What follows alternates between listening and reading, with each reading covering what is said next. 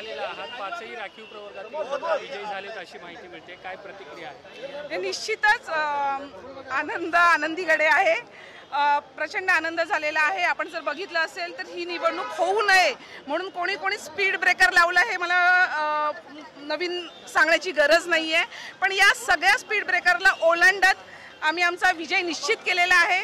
युवासेना प्रमुख सन्माननीय आदित्यसाहेब ठाकरे यांच्या मार्गदर्शनाखाली आणि वरुणजी सरदेसाई यांच्या पुढाकाराने आम्ही सर्व 5 जे खालच्या गटातले सिनेट राखीव गटातले जे उमेदवार आहोत ते जिंकून आलेले आहोत। आपण राजकीय वादविवाद या सगळ्या निवडणुकीला घेऊन जात होता, न्यायालयात प्रकरण केलं होतं, अगदी निवडणूक होण्याच्या दिवशी आणि मतमोजणीच्या दिवसापर्यंत न्यायालयात विषय सुरू होता। हो, अगदी खरं आहे, न्यायालयीन लढाई आम्हाला लढावी लागली, परंतु एक या गोष्टीचा आनंद आहे की न्यायालयीन लढाई जरी आम्हाला लढावी लागली असली तरीही आम्ही आमचा विजय निश्चित होता, आम्हाला हे माहिती होतं आणि कुठेतरी आम्हाला विश्वास होता की लोकशाही अजूनही जिवंत आहे। तर हो, या जगामध्ये लोकशाही जिवंत आहे आणि लोकशाहीचा हा विजय आहे मला वाटतं। आणि हा ज्या पदवीधरांनी रजिस्टर केलेलं होतं आपलं नाव या निवडणुकीकरता, हा सगळ्या त्या 13,000 पदवीधरांचा विजय मिळाला। आपण सिनेटचं नेतृत्व केलं होतं, पुन्हा एकदा आपण निवडून आलो, काय वाटतंय? मात्र यावेळीचा जो कार्यकाळ आहे तो खूप शॉर्ट पिरियडचा असेल, यामध्ये काम करायला भेटेल का? युवासेनेची छाप सोडायला भेटेल का? नाही, निश्चितच हा जो कालावधी आहे हा खूप कमी कालावधी आहे, परंतु आमच्या गाठीशी गेल्या सिनेटचा देखील अनुभव आहे।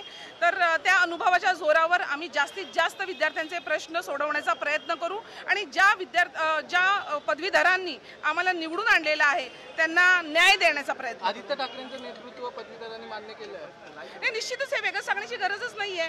ज्या अर्थी राखीव गटातील 5 जण निवडून आलेले आहेत आणि आता मी आपल्याला सांगू इच्छिते खुल्या वर्गातले देखील 5 जण निवडून येतील, हा आम्हाला विश्वास आहे। त्यामुळे सन्माननीय 10 पैकी 10 निवडून येतील आणि सन्माननीय उद्धव साहेबांच्या नेतृत्वावर, सन्माननीय आदित्य साहेबांच्या नेतृत्वावर या पदवीधरांचा विश्वास आहे।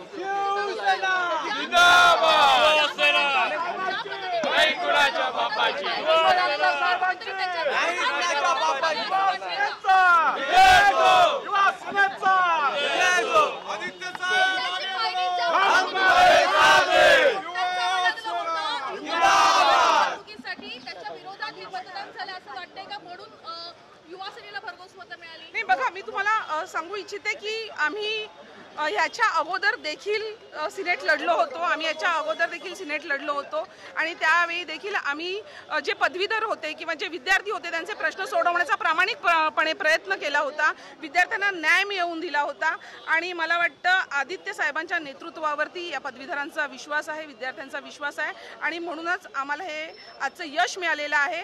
आम्ही आमच्या सगळ्या शिवसैनिकांचे देखील आभार मानतो, आमच्या युवासेना पदाधिकाऱ्यांचे देखील आभार मानतो, कारण ही निवडणूक यशस्वी होण्यासाठी त्यांनी देखील मोठ्या प्रमाणावरती मेहनत घेतली होती।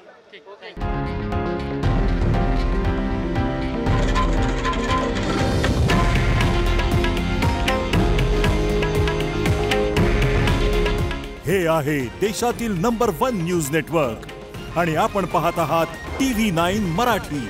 काळजी तुमची, हित महाराष्ट्राचं।